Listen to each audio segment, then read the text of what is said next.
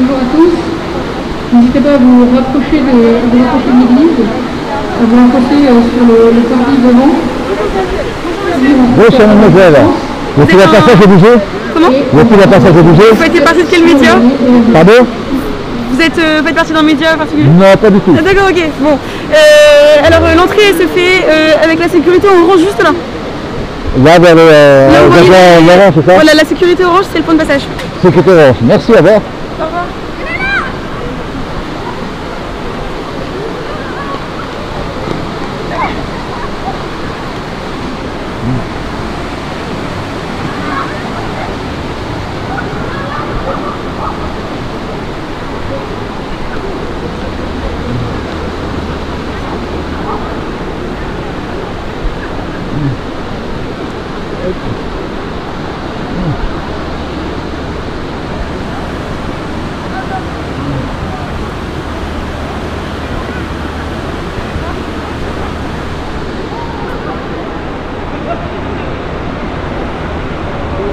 Chers amis, merci d'être venus aussi nombreux.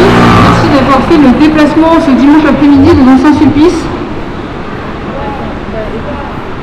On nous demande pourquoi nous réclamons le retour des messes publiques alors que les Français sont confinés. Bonsoir monsieur. Bonsoir monsieur. Pourquoi les catholiques devraient bénéficier de passe-droit? C'est pour un média particulier? Nous réclamons ce retour parce que fermer les églises n'a pas de sens. Le Conseil scientifique l'a rappelé, aucun foyer de contamination n'a démarré dans les églises, qui sont des bâtiments en surface imposante et où les fidèles peuvent se tenir à distance. Les distances que je vous invite à bien sûr conserver tout au long du rassemblement. Les protocoles sanitaires mis en place par les paroisses ont été respectés, les fidèles acceptant de voir le rite bouleversé. Les catholiques ne bénéficient donc d'aucun passe-droit en demandant ce retour légitime et déjà autorisé au moment du déconfinement. La messe, vous le savez, n'est pas une action égoïste et individuelle. La messe est le lieu d'une profonde fraternité, ce dont la France a cruellement besoin. Les catholiques ne se réunissent pas pour eux, mais pour le monde. On nous demande aussi pourquoi nous réclamons le retour des messes publiques alors que tous les catholiques de France ne le souhaitent pas. Nous le réclamons pour ceux qui le souhaitent et ceux qui ne le souhaitent pas. L'Église de France est plurielle et différentes sensibilités s'y expriment. C'est ce qui fait sa grandeur. Il n'y a pas d'incompatibilité entre demander le retour des messes et respecter ceux qui regardent le jour du Seigneur. L'Église n'est pas une secte et accepte les différences et même les dissensions. Certains prêtres, certains évêques partagent notre avis, d'autres non. Il n'appartient à aucun d'entre nous de poser un jugement de valeur ou de foi. Ceux qui cherchent à opposer ou diviser se trompent, et celui qui connaît le cœur voit la valeur de chacun. On nous demande pourquoi nous réclamons le retour des messes publiques alors que nous pouvons la regarder à la maison. Certains considèrent la possibilité offerte aux prêtres de pouvoir continuer à confesser et à distribuer la communion comme étant satisfaisante. Bien sûr, elle permet à chacun d'entre nous de continuer de s'unir au Christ. Mais l'Église n'est pas un kit de collecte de sacrements distribué par les techniciens prêtres. Nous réclamons le retour des messes publiques parce que l'Eucharistie est le cœur et le sommet de notre foi. Activité essentielle et de première nécessité pour les catholiques, et parce que l'Église en vit. Personne ne considère pas avoir dîné après avoir regardé la finale de Top Chef, même si ça a l'air excellent.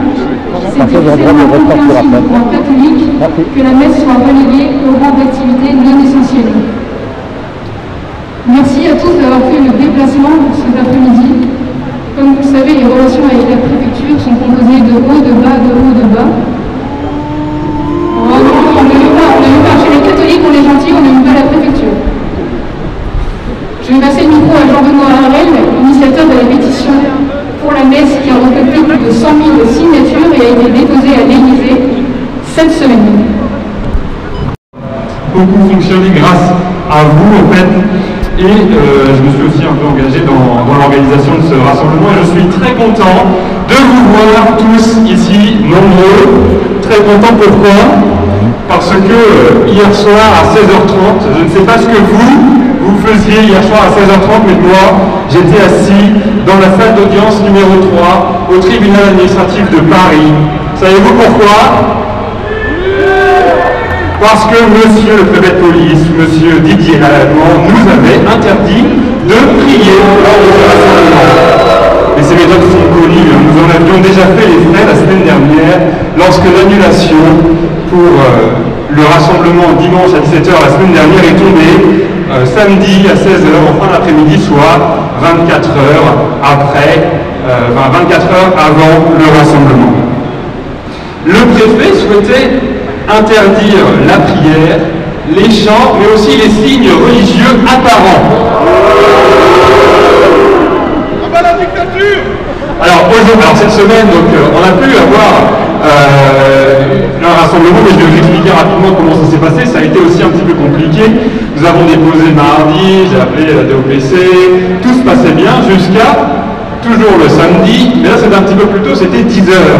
Samedi 10h, on reçoit un petit mail, alors ça fait toujours plaisir de recevoir un mail, surtout quand il est signé de monsieur Didier Lallement. Ce mail expliquait que si les règles sanitaires n'étaient pas respectées lors de ce rassemblement, et si les catholiques priaient, ils allaient être verbalisés. Alors on n'a pas été très contents, et on s'est dit qu'on n'allait pas se laisser marcher sur le pied. On a demandé à notre avocat de déposer un référé liberté qui a été audiencé hier soir à 16h30 et auquel j'ai assisté. Je vous épargne la magistrale plaidoirie de notre avocat, Maître Henri de Beauregard, que je remercie énormément, demandant au juge quel était couvert de la prière. Faut-il avoir les mains jointes pour prier? Faut-il être à genoux pour prier? Faut-il lever les bras pour prier? Et même pour la prière intérieure, comment est-il possible de reconnaître quelqu'un qui prie et quelqu'un qui ne prie pas? Le juge des référés a très bien compris l'absurdité de la demande de M. Didier Lallement, et nous avons aujourd'hui le droit de prier. Alors je ne sais pas s'il faut se réjouir d'avoir obtenu ce droit de prier, ou se lamenter d'avoir dû le demander. Toutefois, j'ai promis au préfet de police que si nous allions peut-être prier, nous allions respecter les règles sanitaires, et je lui ai dit, monsieur Didier Lallement, nous sommes dans le même camp. Nous voulons tous les deux éviter la propagation du virus. C'est pour ça que je vous demanderai de bien respecter les gestes sanitaires, sinon je me ferai sévèrement toiser par le préfet de police. Alors pour nous, notre organisation, ça fait déjà quelques semaines qu'on se bat pour la liberté d'aller à la messe.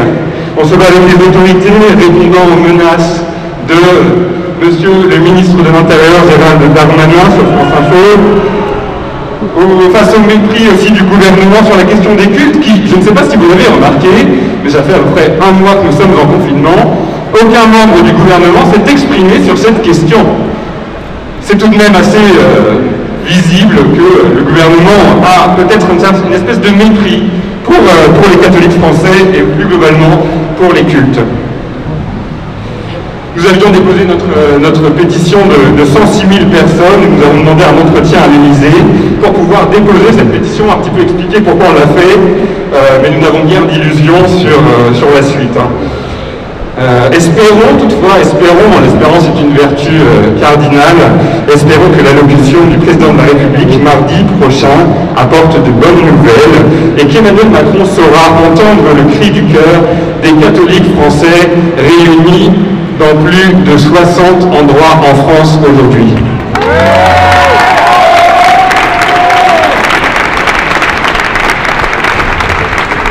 Alors vous savez, avec pour la messe, nous ne sommes que des étudiants, nous demandons paisiblement le droit, la possibilité d'aller à la messe. Nous soutenons évidemment les prêtres et les évêques dans leur tâche qui n'est pas facile. Mener le troupeau peut être compliqué en ces temps troublés, surtout que parfois les catholiques ne sont évidemment pas tous d'accord. C'est Guillaume de Frémard qui en parlait, il expliquait que l'unité ne fait pas l'uniformité. C'est-à-dire que nous sommes tous différents et je fais confiance à chacun d'entre vous, à chacun d'entre nous, à chacun des catholiques français pour faire ce que bon lui semble, faire ce que sa conscience lui semble le meilleur. La messe est pour nous la nourriture de l'âme. L'homme ne se nourrit pas uniquement de pain. Et pour nous, la messe est quelque chose de vital. Et c'est ce que nous répétons depuis plusieurs semaines. Et c'est ce que nous allons répéter aussi ce soir.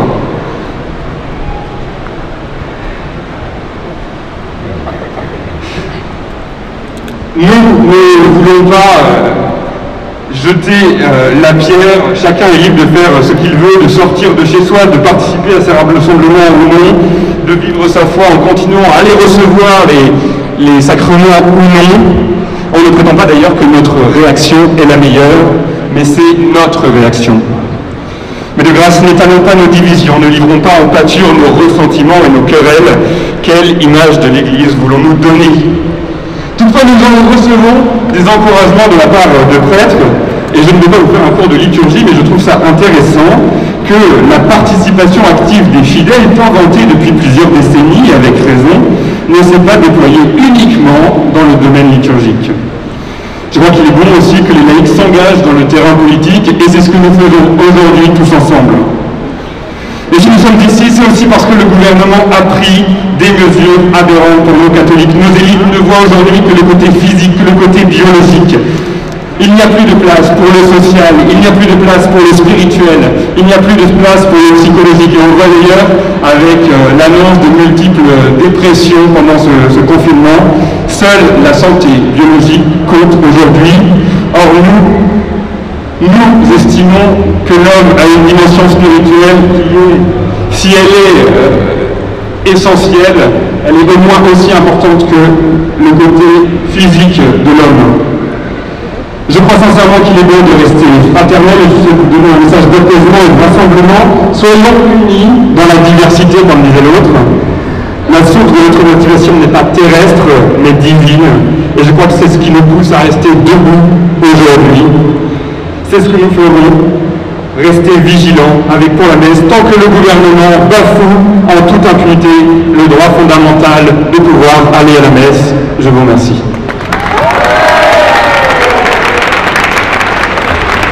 Merci Jean-Benoît. Alors nous avons avec nous Frédéric Guillaume, professeur de philosophie, puisque si nous demandons la nourriture de l'âme, il est important de savoir nourrir notre esprit également. Et M. Guillaume va nous permettre de nous apporter quelques éléments de réflexion. Merci. Bonsoir à tous. L'autre jour, un philosophe à la radio, c'était Luc Ferry, expliquait que les catholiques qui s'amassent devant les églises pour réclamer le retour de la messe sont de bien mauvais chrétiens qui n'ont rien compris au message de Jésus-Christ. Car, disait-il, le christianisme, à la différence des deux autres monothéismes, est la religion de l'intériorité. Or, la messe relève de la cérémonie extérieure. Il s'ensuit, disait-il, que la messe et toutes les manifestations extérieures de piété n'ont absolument rien d'obligatoire. Et que le culte extérieur dans le christianisme est moins important que dans les autres religions. Conclusion, non seulement les catholiques sont égoïstes d'aller demander le retour du culte, mais ils ne comprennent rien à la véritable religion de Jésus, qu'ils transforment en un ritualisme contraire à l'esprit de l'Évangile. Que répondre à cela? Eh bien qu'il s'agit d'une grosse erreur théologique et philosophique. Théologique d'abord, car s'il est tout à fait vrai que le christianisme se distingue des autres religions monothéistes par le fait qu'il n'est pas une religion de la loi, on ne saurait en déduire que le culte y a moins d'importance que dans ces religions.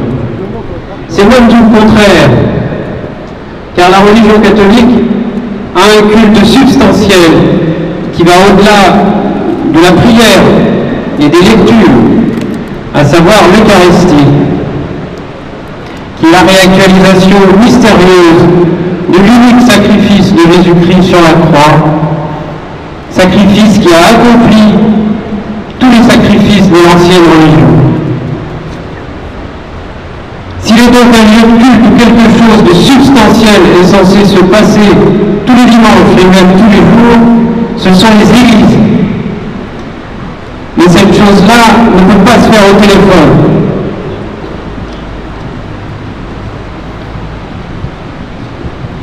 Ensuite, il y a un point philosophique.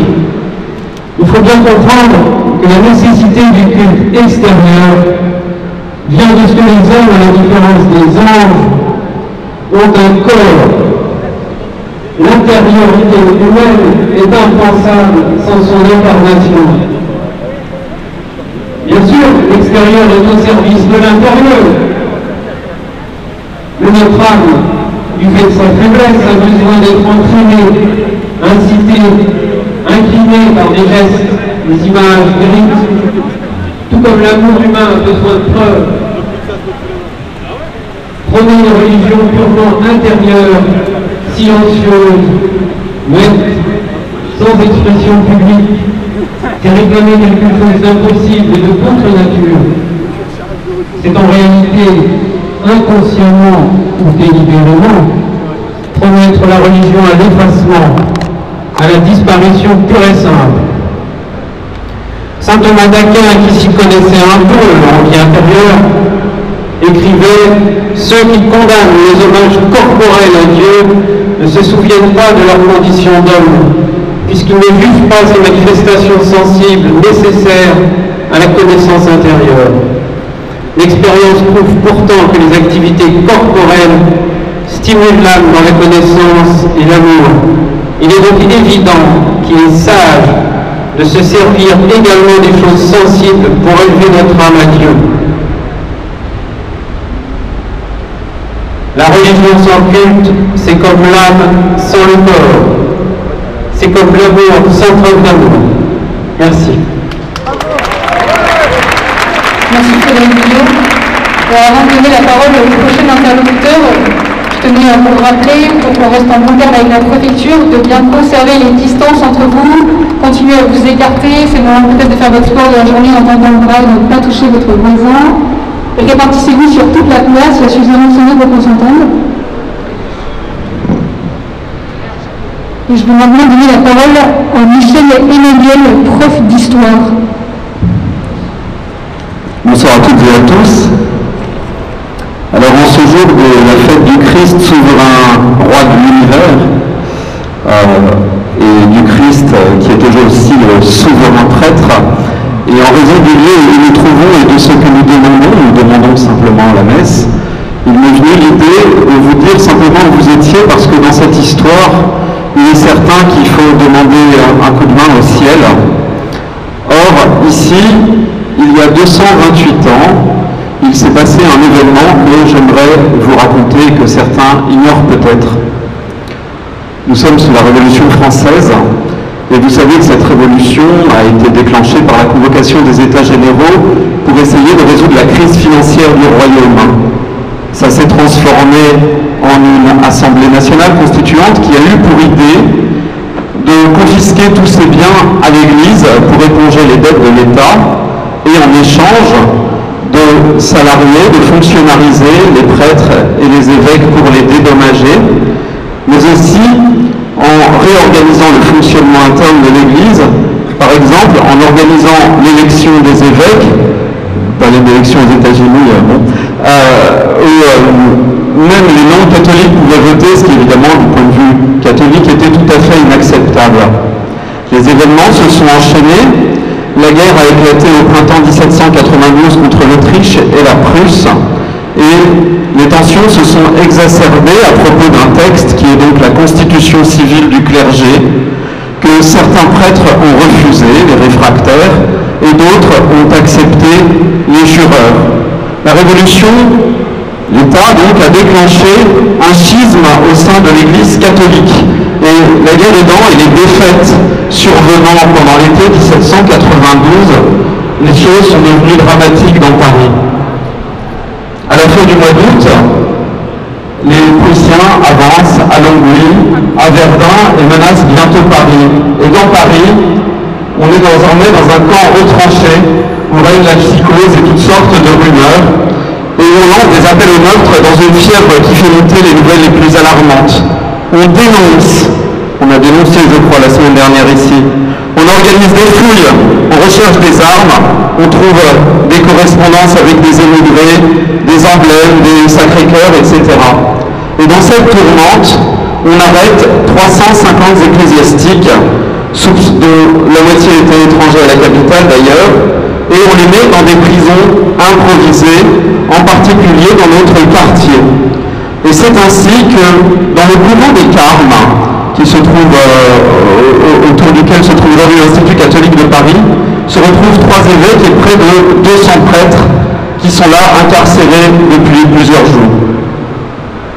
À la tête de ces prisonniers, il y a 3 évêques.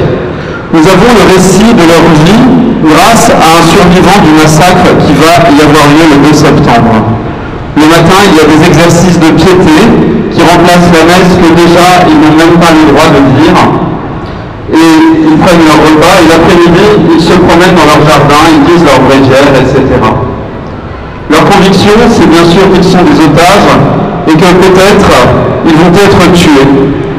Le 1er septembre 1792, on sent que les choses s'accélèrent, parce que la garde est doublée, parce qu'on doit se disperser pendant la promenade, là aussi il faut garder des distances. Les visites du dehors sont filtrées, l'ordre est donné de régler le traiteur. Et le lendemain, en début d'après-midi, les prisonniers vont comme d'habitude dans leur promenade, mais l'atmosphère est très tendue. Et puis, de cette église, à 5 h de l'après-midi, le tocsin sonne. À l'intérieur, une section de révolutionnaires et un homme montant chair, qui s'appelait Prière d'ailleurs, pour haranguer les foules et appeler au meurtre des prisonniers dans les prisons alentours. Et c'est ainsi qu'une foule se précipite par la rue qui est là-bas, jusqu'au couvent des Carmes. On défausse la porte et commence à massacrer les prêtres qui se trouvaient là dans le jardin. Le massacre, puisque c'est un massacre, va avoir lieu en 4 temps. Premier temps, la tuerie éclate dans le jardin. Certains prêtres, les plus jeunes, parviennent à s'enfuir par le mur du fond qui à l'époque donnait sur la rue de Rennes, au niveau du cinéma L'Arlequin. Des gens complètement ivres percent de pique les malheureux. Il y a aussi une fusillade qui s'interrompt quand un des évêques s'avance pour protester.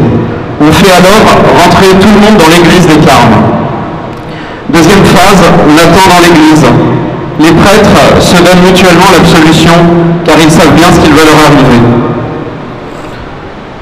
Derrière les murs de l'église, la foule appelle au meurtre ceux qui se trouvent à l'intérieur.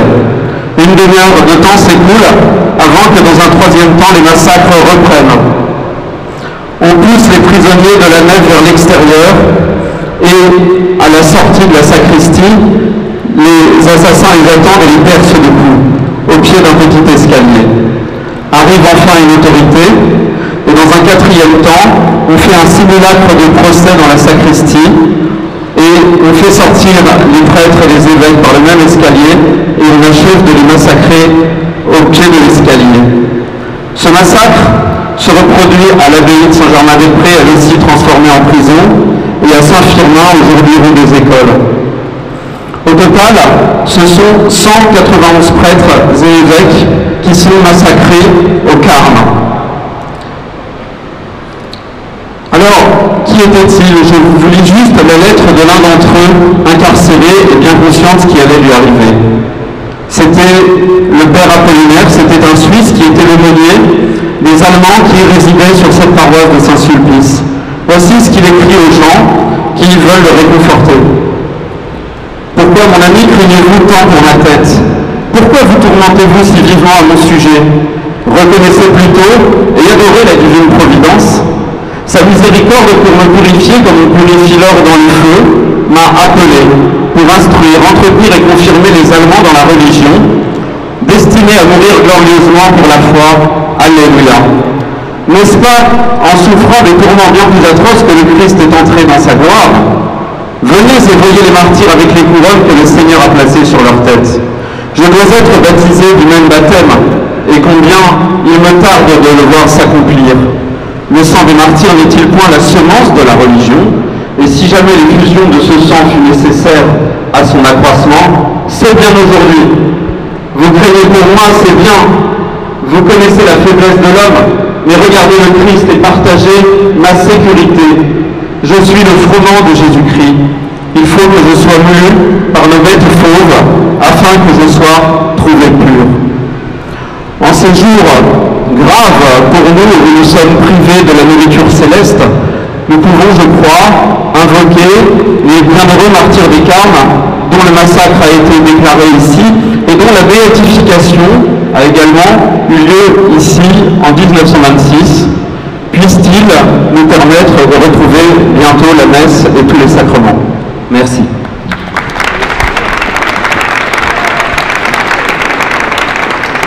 Merci Michel Emmanuel. Chers amis, avant de pouvoir prendre un temps de prière commun, nous accueillons Thibaut Collin, philosophe, qui nous permettra d'avoir des derniers éléments à méditer ce soir chez nous. Chers amis, rendre un culte à Dieu, un culte public, dans la Sainte Eucharistie, n'est pas ce que nous demandons, n'est pas un caprice, un passe-droit, une lubie, c'est une obligation, c'est un devoir envers Dieu, c'est un devoir fondamental envers Dieu. En conscience, nous devons rendre un culte à Dieu, et c'est parce que c'est un devoir fondamental que c'est un droit. On peut faire l'analogie avec le devoir que les parents ont d'éduquer leurs enfants, qui est un devoir essentiel, et ce devoir d'éduquer leurs enfants est un droit qu'ils peuvent opposer à ceux qui remettent en cause cette charge qu'ils reçoivent de par Dieu et de par le droit naturel. Donc, ce que nous réclamons ici, encore une fois, n'est pas une sorte de luxe, c'est tout simplement en conscience, et je vous rappelle que la conscience, c'est ce sanctuaire dans lequel Dieu nous parle, la vérité sur notre bien nous éclaire et devient impératif. En conscience, nous demandons de pouvoir, nous, fidèles laïcs, assister publiquement à la messe. Bien sûr que nous reconnaissons que la santé est un bien, bien sûr que le droit à la vie est aussi un droit naturel, mais nous considérons que le droit à la vie n'est pas un absolu et qu'il est subordonné à ce devoir fondamental de rendre un culte à Dieu. Et dans des périodes de pandémie comme celle-ci, bien sûr, et d'ailleurs c'est ce que les évêques ont demandé et ont proposé et que nous avons mis en pratique, ce sont simplement les modalités du culte qui doivent être adaptées aux circonstances, mais le principe même d'un culte public est quelque chose que nous ne pouvons pas remettre en cause et que personne, je dis bien personne, que ce soit bien sûr l'État, mais même telle ou telle autorité ecclésiastique, ne peut remettre en cause. Donc, nous voyons ici que nous devons faire preuve dans le calme et dans la paix, dans la prière, d'une véritable résolution à soutenir nos pasteurs. Je vous cite un petit texte de Saint Jean-Paul II dans sa très belle lettre sur le dimanche, sur la sanctification du dimanche, qui s'appelle Dies Domini. Voilà ce que dit Jean-Paul II. Il parle de l'héroïsme authentique avec lequel prêtres et fidèles ont obéi à cette obligation dans de nombreuses situations de danger et de restriction à la liberté religieuse. Et ils sont allés depuis les premiers siècles de l'Église jusqu'à notre époque, et il dit un peu plus loin, les chrétiens furent nombreux à défier l'édit impérial, il parle des persécutions pendant l'empereur Dioclétien, furent nombreux à défier l'édit impérial et ils acceptèrent la mort plutôt que de manquer l'Eucharistie dominicale. Alors Dieu merci, nous ne risquons pas la mort aujourd'hui en assistant à la messe, Nous risquons une amende, nous risquons peut-être telle ou telle réprobation, mais nous ne sommes pas des enfants, nous savons que nous pouvons très bien participer à l'Eucharistie en respectant des normes sanitaires. Et je voudrais finir, il me semble que cette crise est aussi l'occasion pour nous, catholiques français, pas que catholiques français, mais en tant que catholiques français, de réaliser à quel point notre régime politique est fondé, Frédéric Guillon disait un petit mot tout à l'heure, sur une sorte de séparation entre le fort interne et les actions. Spinoza, qui est un des inspirateurs de la laïcité telle que nous la connaissons, dit dans un texte, finalement, les hommes ont la liberté de penser ce qu'ils veulent, mais quant à leurs actes, ils doivent en tout se soumettre à l'État. Alors nous considérons qu'il y a une unité profonde en tant que nous sommes catholiques. Nous ne pouvons pas séparer ce que notre conscience exige de nous et ce que nous faisons dans l'unité de notre personne, avec notre corps, dans nos gestes, dans nos comportements. Et il me semble que cette unité profonde de la personne est au cœur de notre revendication. Et si on y réfléchit bien, tous les martyrs ont été martyrisés parce que justement ils ont vécu jusqu'au bout cette unité profonde de leur personne. S'ils avaient dit, moi je crois, mais finalement j'accepte de transiger et de faire ce que tu me demandes dans mes gestes, alors il y a une sorte de dualité, une forme de mensonge et de lâcheté qu'ils ont refusé. Donc implorons tous ces martyrs, notamment les martyrs des Carmes dont Michel Emmanuel nous parlait, pour nous donner cette force paisible, ce courage d'être fidèles à cette obligation que Dieu nous donne de l'honorer dans un culte public, qui dès lors est un droit que nous pouvons opposer à notre État. Je vous remercie.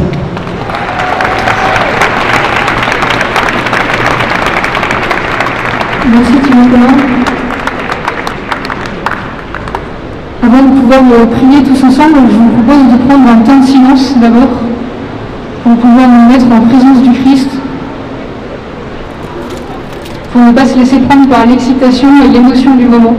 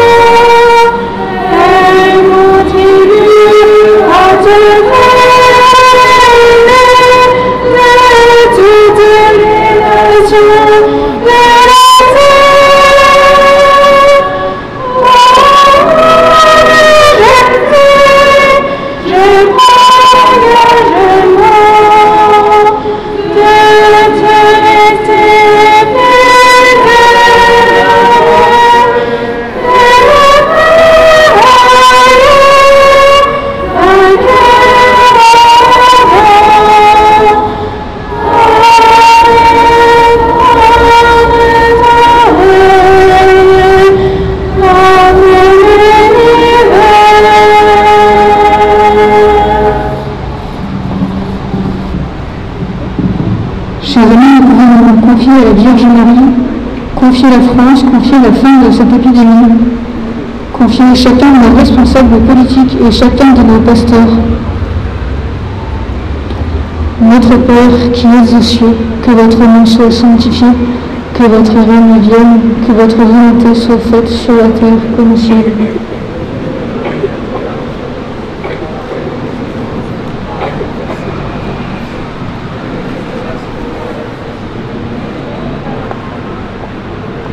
Je vous salue Marie, pleine de grâce, le Seigneur est avec vous. Vous êtes bénie entre toutes les femmes, et Jésus, le fruit de vos entrailles, est béni. Sainte Marie, Mère de Dieu, priez pour nous pauvres, maintenant et à l'heure de notre mort. Je vous salue Marie, pleine de grâce, le Seigneur est avec vous. Vous êtes bénie entre toutes les femmes, et Jésus, le fruit de vos entrailles, est béni.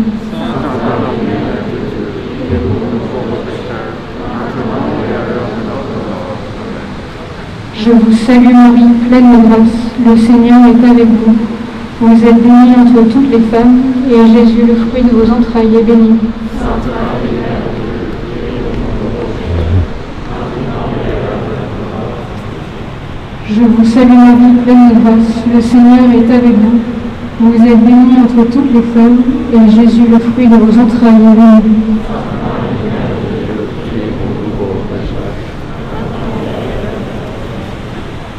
Je vous salue Marie, pleine de grâce, le Seigneur est avec vous. Vous êtes bénie entre toutes les femmes, et Jésus, le fruit de vos entrailles, est béni.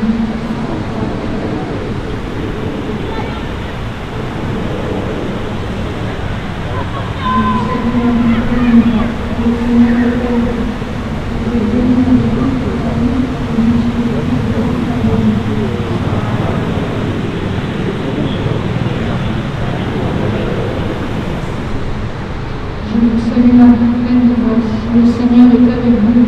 Vous êtes bénie entre toutes les femmes, et Jésus, le fruit de vos entrailles, est béni.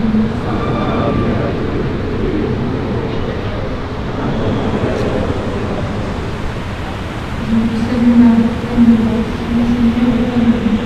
Vous êtes bénie entre toutes les femmes, et Jésus, le fruit de vos entrailles, est béni.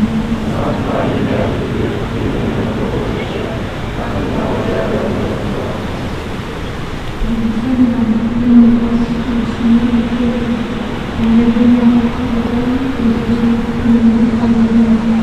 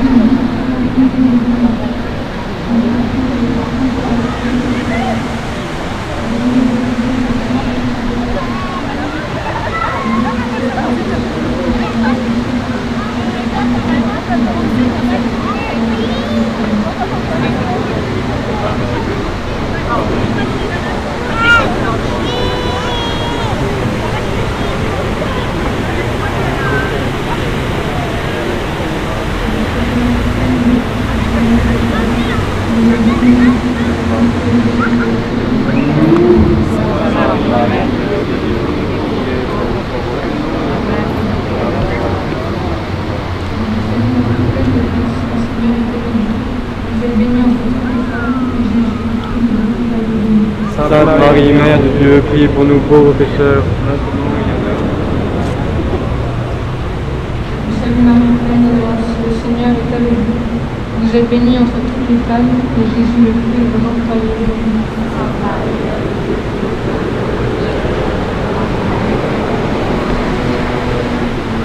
salue Marie, pleine de grâce, le Seigneur est avec vous. Vous êtes bénie entre toutes les femmes, et Jésus, le fruit de votre entrailles, est béni.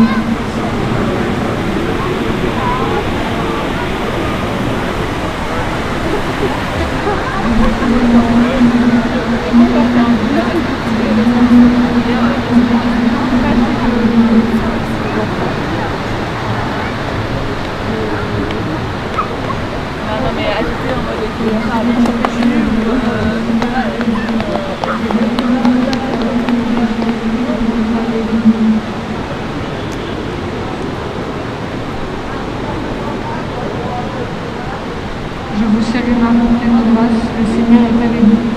Vous êtes bénie entre toutes les femmes, et Jésus, le fruit de vos entrailles, est béni.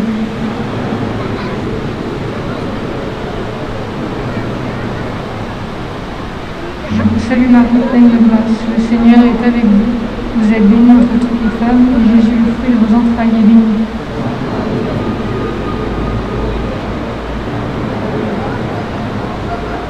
Je vous salue Marie, pleine de grâce, le Seigneur est avec vous. Vous êtes bénie entre toutes les femmes, et Jésus